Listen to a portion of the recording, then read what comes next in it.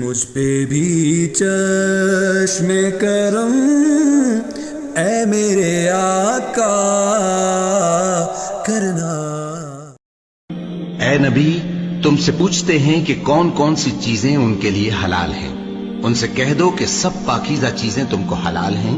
اور وہ شکار بھی حلال ہے جو تمہارے لیے ان شکاری جانوروں نے پکڑا ہو جن کو تم نے سدھا رکھا ہو، اور جس طریق سے اللہ نے تمہیں شکار کرنا سکھایا ہے اس طریق سے تم نے ان کو سکھایا ہو۔ تو جو شکار وہ تمہارے لیے پکڑ رکھیں اس کو کھا لیا کرو، اور شکاری جانوروں کے چھوڑتے وقت اللہ کا نام لے لیا کرو، اور اللہ سے ڈرتے رہو، بے شک اللہ جلد حساب لینے والا ہے۔ آج تمہارے لیے سب پاکیزہ چیزیں حلال کر دی گئیں، اور اہل کتاب کا کھانا بھی تم کو حلال ہے اور تمہارا کھانا ان کو حلال ہے، اور پاک دامن مومن عورتیں اور پاک دامن اہل کتاب عورتیں بھی حلال ہیں،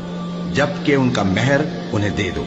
اور نکاح سے عفت قائم رکھنی مقصود ہو، نہ کہ کھلی بدکاری کرنی اور نہ چھپی دوستی کرنی۔ اور جو شخص ایمان کا منکر ہوا اس کے عمل ضائع ہو گئے اور وہ آخرت میں نقصان پانے والوں میں ہوگا۔ مومنو، جب تم نماز پڑھنے کا قصد کیا کرو تو اپنے منہ اور کوہنیوں تک ہاتھ دھو لیا کرو، اور سر کا مسح کر لیا کرو، اور ٹخنوں تک پاؤں دھو لیا کرو، اور اگر جنابت کی حالت میں ہو تو نہا کر پاک ہو جایا کرو،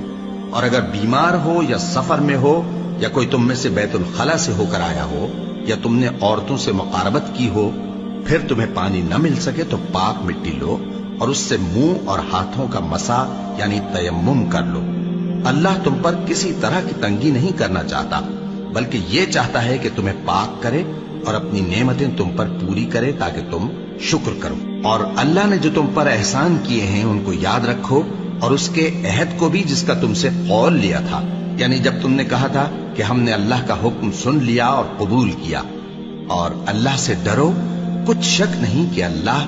دلوں کی باتوں تک سے واقف ہے۔ تو کسی کو